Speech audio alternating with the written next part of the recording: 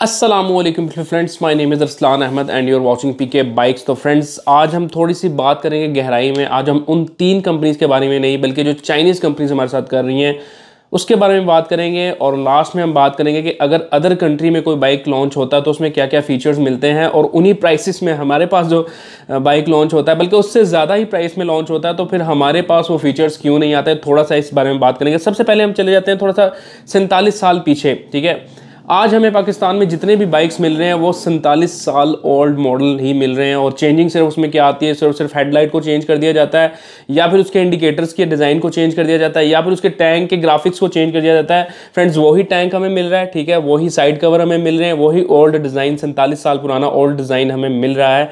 ठीक है, उसके साथ साथ ना कोई इसमें हमें कोई सेफ्टी फीचर मिलता है, ना हमें उसमें कोई कोई बेसिक चेंज हमें मिलता है नहीं है। ठीक है, वही पुराना कार्बोरेटर, वही पुराना इंजन, वही सब कुछ। पता लगता है जी कंपनी ने इंजन के अंदर चेंजिंग की है लेकिन वो हमें नज़र नहीं आती। ठीक है, बाहर जो चेंज करते हैं और वो सिर्फ ग्राफिक का करते हैं, लो जी नया मॉडल आ गया। 47 साल से फ्रेंड्स हमारे साथ यही टोपी ड्रामा चल रहा है कि सिर्फ और सिर्फ स्टिकर को चेंज कर दिया जाता है। मैं आज बिग थ्री इन तीन कंपनीज के बारे में नहीं बल्कि चाइनीज़ कंपनीज के बारे में भी बात करूंगा जिन्होंने अपनी प्राइसेस को इन कंपनियों के देखा देखी आसमानों पर चढ़ा दिया है। फ्रेंड्स, सबसे पहले हम बात कर लेते हैं सेल्स पॉइंट ऑफ व्यू से। देखा जाए थोड़ा पीछे चले जाते हैं 1999 से लेकर 2000 तक की अगर मैं बात करूँ तो जो टोटल इन सब कंपनीज की जो सेल थी, चाहे वो चाइनीज़ है या फिर होंडा है, यामा है या फिर सुजुकी है, तो इनकी जो टोटल सब बाइक्स जो सेल किए थे 1 लाख बाइक सेल हुआ था सिर्फ। ठीक है, 1 लाख। और अब अगर मैं बात करूं 2000 से लेकर 2022 के आसपास की अगर बात करें जून तक की, तो इनकी जो सेल है वो डबल नहीं, ट्रिपल नहीं, बल्कि काफ़ी ज़्यादा हो गई। 26 लाख बाइक इन सब कंपनीज ने सेल की है। ठीक है, इन 26 लाख में से 50% जो मार्केट कैप्चर करनी है, 50 से 60 वो होंडा कैप्चर करी है। यानी कि सबसे ज़्यादा बाइक सेल करने वाली कंपनी वो होंडा की कंपनी है। उसके बाद अगर मैं बात करूँ 40% तो उसमें आपकी यामा आ जाती है, सुजुकी आती है और अदर चाइनीज़ कंपनीज आ जाती हैं। लेकिन अब जाकर दिल को एक बहुत इत्मीनान मिला और खुशी हुई कि लोगों को अब जाकर ये पता लगने लग गया है कि यार हम 85,000 रुपये में क्या खरीद रहे हैं एक चाइना का 70। ठीक है, 1,25,000 रुपये में हम क्या खरीद रहे हैं होंडा का CD 70 सीसी बाइक 1,25,000 रुपये में, जिसमें किसी किस्म का कोई सेफ्टी फीचर नहीं है। ठीक है, 3.5 लाख रुपए में हम यामा का 125 सीसी बाइक खरीद रहे हैं। ठीक है, 3.5 लाख रुपए में फ्रेंड्स, जो 1,20,000 1,00,000 1,50,000 के अंदर तब रुलते होते थे, कोई लेता ही नहीं था। ठीक है, और अब यही बाइक 3.5 लाख रुपए में आ गया है। कंपनीज को भी ये चीज़ समझ आ गई है कि भाई ये प्राइस को इधर रोक दो। अब आप देखना जनवरी में, फरवरी, मार्च में अगर हम इतने ज़्यादा ज़्यादा शो नहीं करेंगे ना कि यही हमने लेना ही लेना है, बेशक महंगा है ले लो, तो प्राइसेस जो हैं वो अपडेट हो जाएंगी। अगर हम रुकेंगे यूज़ बाइक की तरफ जाएंगे तो फिर इनकी प्राइसेस जो हैं वो इधर की इधर ही रुकी रह जाएंगी। ठीक है, ये एक मैं बड़ी पता की आपको बात बता रहा हूँ कि अगर हम यूज़ बाइक्स की तरफ थोड़ा सा शिफ्ट हो जाएँ तो इन कंपनीज़ को लग समझ जाएगी कि भाई ये हमारे साथ क्या करने की कोशिश कर रहे हैं। फिर जब इनसे ये बात की जाए कि भाई इतनी प्राइसेस क्यों बढ़ाई जा रही हैं, ठीक है, पाकिस्तान में सारी मैन्युफैक्चरिंग हो रही है, सब कुछ पाकिस्तान में बन रहा है। ठीक है, प्लांट आपके सारे पाकिस्तान में है, सब कुछ तो इधर ही बन रहा है, तो फिर प्राइसेस क्यों अपडेट करते हैं जी? इनके पास एक ही बहाना होता है जी, डॉलर अपडेट हो रहा है, प्राइस फ्यूल की प्राइसेस इंक्रीज़ हो रही हैं।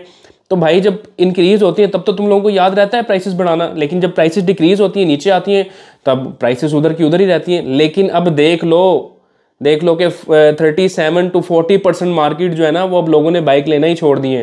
ठीक है, लोग यूज़ बाइक्स की तरफ शिफ्ट हो रहे हैं। तो अब इनकी प्राइसेस मैं आपको 100% कहता हूँ कि ना जनवरी में इनकी प्राइसेस बढ़ेंगी ना फरवरी में। ठीक है, और अब ये प्राइसेस को कंट्रोल करेंगे क्योंकि सेल्स ही नहीं है। और एक और चीज़ मैंने बहुत पहले अपनी वीडियोज़ में बोला था कि ये प्राइसेस को काफ़ी ज़्यादा अपग्रेड करी जा रहे हैं और हर कंपनी अब अपना इंस्टॉलमेंट प्लान आप लोगों के लिए लेकर आ रही है क्योंकि बाइक्स की सेल ही नहीं है। ठीक है, कंपनीज खुद कह रही है कि भाई किसी तरह तो ले लो बाइक, हमारे इंस्टॉलमेंट पर ले लो या चाहे कैश पर ले लो, चलो 50% डाउन पेमेंट कर दो, 6 महीने में ले लो, साल में ले लो, 2 साल में ले लो। ठीक है, अब इस तरह की सिचुएशन आपको आगे देखने के लिए मिलेगी। ठीक है, और फिर एक सिस्टम इनका चलता है, जब भी कोई नया मॉडल लॉन्च करते हैं तो उसकी बुकिंग चल रही है जी। अब हर बाइक आपको बुकिंग पर मिलेगा, ये है वो है, ये टोपी ड्रामे अब ये पाकिस्तान में चलते रहेंगे जब तक हम खुद अपने आप को ठीक नहीं करेंगे, ये कंपनीज अपने आप को ठीक नहीं करेंगी। ठीक है, तो मेरा सबसे बड़ा पॉइंट आज जो मेरा टॉपिक है वो ये है कि यामाहा का मैंने एक बाइक देखा जी, MT 125, एक 125 लेवल का बाइक। अगर मैं उसके फीचर्स आपको बता दूं ना तो आप कहोगे यार ये सुजुकी GSX 125 को परा दफ़ा करो। ठीक है, जिन्होंने 125 लॉन्च किया ना इसको साइड पे करो, जिसमें हमें बैलेंसर शेफ्ट का ऑप्शन नहीं मिल रहा भाई।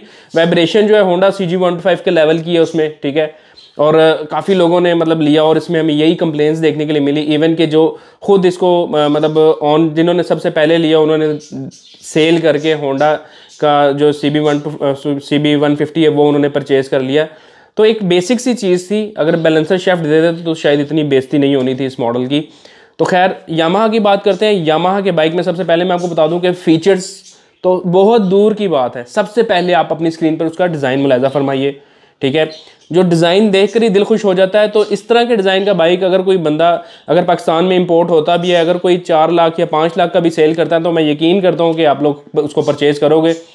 क्यों परचेज़ करोगे उसके पीछे मैं आपको वजह बताता हूँ। सबसे पहले ट्यूबलेस टायर, ठीक है। अलॉय रिम्स के ऊपर कलर्स देख लो, ऐसे नहीं कि सिर्फ ब्लैक अलॉय रिम छोड़ दिया, ठीक है। अगर ब्लू कलर है तो ब्लू अलॉय रिम मिलेंगे, अगर कलर चेंज है तो सेम कलर के आपको अलॉय रिम मिलेंगे, ठीक है। और सेफ्टी फीचर्स के लिहाज से आपको उसमें ABS का ऑप्शन मिलता है, ठीक है। अच्छी हॉर्स पावर मिल रही है, टॉर्क मिल रही है, सारी चीज़ें आगे जाकर मैं आपको बताऊंगा। लेकिन सिर्फ और सिर्फ अगर इसमें हम सेफ्टी फीचर्स की बात कर लें और सिर्फ अगर डिज़ाइन की बात कर लें, डिजिटल मीटर आपको मिल जाता है, EFI का ऑप्शन आपको मिल जाता है, इलेक्ट्रिक फ्यूल इंजेक्शन सिस्टम। अगर हमारी ये पाकिस्तानी कंपनियाँ इतने पैसे चार्ज कर रही हैं तो हमें ये सब ऑप्शन भी मिलने चाहिए। क्यों नहीं मिलने चाहिए? अब मुझे पता है नीचे मेरे भाई कमेंट्स करेंगे कि यार अगर ये सब ऑप्शन के साथ आ गए ना तो इन्होंने 1 to 5 10 लाख रुपए का कर देना है। तो ये बात सच है भाई। ये कंपनियां सिर्फ हमें दोनों हाथों से देसी घी में डाल के ना ऐसे ऐसे हमारे पकोड़े बना के हमें खाने लगी हुई हैं, सीधी जो बात है। मैं आज बड़ी मतलब अंदर घुस के ये बातें करूंगा। और ये बिग 3 नहीं, ये बाकी की चाइनीज़ कंपनीज भी इसी लाइन पर लग गई हैं जो हमें सस्ते मोटरसाइकिल मुहैया करती थी। अगर होंडा का CD70 80,000 रुपये का होता था तो हमें 40,000 रुपये में पहले चाइना का 70 मिल जाता था। लेकिन आज जो चाइना का जो 70cc बाइक है वो भी हमें 85,000 रुपये में मिलता है। तो हम क्या करेंगे भाई? हम यही करेंगे, फिर हम सब यूट्यूबर्स मिलकर इकट्ठे होंगे, बोलेंगे इन कंपनीज के अगेंस्ट बोलेंगे और आप लोगों को एक रास्ता बताएंगे। वो रास्ता ये है कि भाई यूज़ बाइक परचेज़ करो। भाई हमें बड़ा दुख होता है जब हमें अदर कंट्रीज से कमेंट आते हैं ना, यार तुम 3-3.5 लाख रुपए में ये तुम फटीचर बाइक यूज़ कर रहे हो, हमारे तो 3-3.5 लाख रुपए में इधर हमें तो 600cc बाइक मिल जाता है। तो भाई दिल खून के आंसू होता है उस वक्त, ठीक है। हम भी देख रहे होते हैं कि यार हमारा 3.5 लाख रुपए लग रहा है और हम सिर्फ अभी 125cc पे ही बैठे हुए हैं। हम अपग्रेड करने के बारे में सोचते हैं तो 40-50 हज़ार रुपये कीमत वैसी बाइकों के ऊपर गई होती है, ठीक है। तो हम फिर उसी कैटेगरी में रह लेते हैं। मतलब हमारी जो मेन कैटेगरी है ना अभी, जो हमें कंपनियां जो फुद्दू बना रही हैं, वो सिर्फ यही समझते हैं कि हम सिर्फ 1 to 5cc कैटेगरी तक ही रहें, ठीक है। उससे ऊपर के बाइक नहीं लेकर आएँ। अगर कोई कंपनी लाने के बारे में सोचती है तो उसके ऊपर एक तो टैक्स इतना लगा दिया जाता है और ऊपर से इन कंपनीज़ की मोनोपोली ये होती है कि वो चाहती नहीं है कि कोई कंपनी आगे बढ़े और कोई नया बाइक लेकर आए। थोड़ी सी डिटेल में बात कर लेते हैं। थोड़ा मैंने आपको पहले बता तो दिया कि यामाहा का जो बाइक है हमें क्या फीचर्स देता है। MT 125 एक 125cc। मैं थोड़ा सा कंपेयर करूंगा GSX 125 जो हमारा बहुत ज़्यादा शहजादा बाइक है ना, जिसको डिसकंटिन्यू कर दिया गया जनवरी में, फिर उसकी बुकिंग खुल रही है, ठीक है। वो वापस आ रहे हैं। शायद कंपनी को थोड़ी सी अकल आए, वो यूनिट सारे वापस बुलाए और कहे जी हम बैलेंसर शाफ्ट देंगे आपको, क्योंकि कंपनी ने अपनी इज्जत तो बचानी है। तो इस तरह तो कंपनी को फिर करना पड़ेगा भाई। एक 3,60,000 रुपये का बाइक और बैलेंसर शाफ्ट नहीं और वाइब्रेशन मशीन बना दी इन्होंने, ठीक है। सबसे पहले हॉर्स पावर की अगर मैं बात कर लूँ तो भाई 15 bhp की हॉर्स पावर आपको इस बाइक में मिलती है, ठीक है। और हमारे जो सुजुकी का GSX है वो मुश्किलों से 10 to 11 के आसपास घूम रहा है, ठीक है। थोड़ा कंपेयर कर लें, प्राइस भी कंपेयर करेंगे अभी। उसके अलावा फ्रेंड्स यूरो 5 टेक्नोलॉजी आपको इस यामाहा के बाइक में मिलती है, ठीक है। और हमारा अभी यूरो 2 ही ख़त्म नहीं हो रहा, ठीक है। 2022 आ गया, 2023 आने वाला है, 2022 ख़त्म हो गया है। तो हम अभी तक यूरो 2 की टेक्नोलॉजी में घूम रहे हैं। यूरो 3 दूर की बात, यूरो 4 दूर की बात, अदर कंट्रीज़ में देख लो यूरो 5 चल चुका है, ठीक है। और बाहर के ममालिक में जितने भी बाइक्स लॉन्च हो रहे हैं सब के सब ट्यूबलेस टायर हैं और ABS के साथ हैं और EFI के साथ हैं। और हमें क्या मिलता है जी? एक सिंपल कार्बोरेटर, वो बटरफ्लाई कार्बोरेटर दे दिया जाता है और कंपनी क्लेम करती है ये आपको 60 to 65 किलोमीटर पर लीटर की एवरेज देगा, जबकि मुश्किलों से वो 40 to 45 तक पहुँचता है। और इसको मतलब अगेन इसको कंपेयर कर रहे होते हैं जी EFI के मॉडल से भी अच्छी आपको एवरेज देगा, आपको परफॉर्मेंस देगा। खैर ये भी छोड़ दो। बाइक की जितनी भी कंट्रीज़ हैं उसमें आपको चाहे छोटी कैटेगरी का बाइक है या बड़ी कैटेगरी का बाइक है, आपको बैलेंसर शाफ्ट मिलेगा, क्योंकि वो आरामदेह बाइक बनाने में ज़्यादा अपना तवज्जो देते हैं। लेकिन हमारे इधर बाइक 3.5 लाख रुपए का बाइक है, कोई बैलेंसर शाफ्ट आपको उसमें नहीं मिलता। सुजुकी GSX 125 की बात कर रहा हूँ। डिजिटल मीटर मिल जाता है, ABS मैंने आपको पहले भी बता दिया। और एक और मज़े की बात कि 125cc बाइक में आपको 6 गियर का ऑप्शन मिलता है, जबकि हमारे इधर बाइक्स में ज़्यादातर 5वें गियर पे जाके ना गेम ख़त्म हो जाती है 125 की। जितने भी आप बाइक देख लो, ठीक है, 5 गियर के बाद सिस्टम ख़त्म, ठीक है। एक और मज़े की बात यह है कि सबसे बड़ा ऑप्शन जो ये कंपनियां नहीं दे सकती, वो मैंने पहले भी बात की कि EFI हमें मॉडल नहीं मिलते यहाँ पर। अगर हमें EFI मॉडल मिलने लग जाएं और प्राइसेस जो हैं वो इतने मतलब 3-3.5 लाख रुपए में ये सारी चीज़ें अगर हमें मिल जाएं तो भाई हम खुश हैं, हम लेंगे भाई, ठीक है। हम इंस्टॉलमेंट पर भी लेंगे, हम कैश पर भी लेंगे और हम साथ ही साथ उसको बुकिंग पर भी बुक भी करवाएंगे, ठीक है। और आप लोगों का इस बारे में क्या कहना है? जो 2023 अब आने वाला है, हमें किस तरह के बाइक्स चाहिए, नीचे मुझे कमेंट्स करके लाजमी बताइए। और इन कंपनियों को मुंह तोड़ जवाब दें कि आइंदा के बाद ना तो हमें तुम्हारे घटिया 125 चाहिए, ठीक है, ना तो हमें तुम्हारे घटिया 70cc बाइक चाहिए जो तुम खड़पेचड़ हमारे ले रहे ना लेकर आ रहे हो हमारे लिए, ठीक है। रखो उनको भी मार्केट में, हम ये नहीं मना नहीं करते कि बिल्कुल ख़त्म कर दो, लवर हैं उसके भी, लेकिन हम ये कहते हैं कि कुछ डिज़ाइन, कुछ लुक, कुछ चेंज होना चाहिए, कुछ सेफ्टी फीचर्स देने चाहिए। थोड़ी सी इलेक्ट्रिक की तरफ भी आ जाते हैं। बहुत इलेक्ट्रिक का रुझान चला थोड़ी देर पहले ना, इलेक्ट्रिक बाइक आ रहे हैं जी, इलेक्ट्रिक बाइक आ रहे हैं। भाई इलेक्ट्रिक बाइक सस्ते होंगे, दूसरे बाइक महंगे होंगे, तो क्या हुआ भाई इलेक्ट्रिक बाइक में भी वो 70 से भी महंगे कर दिए हैं यार। 70 आपको 85,000 रुपये में मिल रहा है, एक मोटर लगा दी उसके साथ, ठीक है।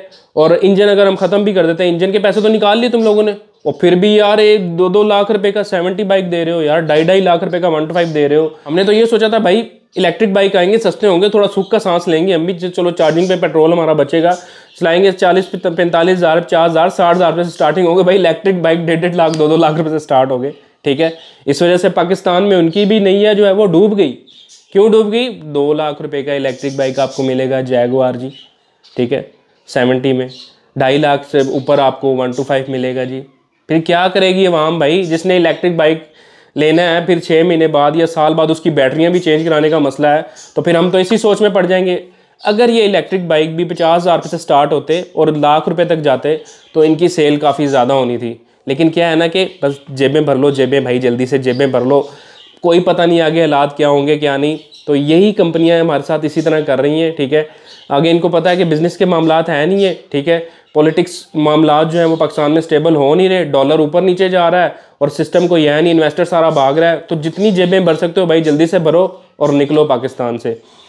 तो आप लोगों का इस बारे में क्या कहना है नीचे मुझे कमेंट्स करके ज़रूर बताइएगा। आज हमने बड़ी सच्ची बातें की और कड़वी बातें की हैं, नीचे कमेंट्स करके अपनी राय ज़रूर दीजिएगा। तो बस लास्ट में आपको अरसलान अहमद आपसे इजाज़त चाहेगा इस वक्त साथ कि अल्लाह आपको हमेशा खुश रखे, मुझे अपनी दुआ में याद रखिएगा, अपना बहुत बहुत ख्याल रखिएगा। अल्लाह हाफिज़।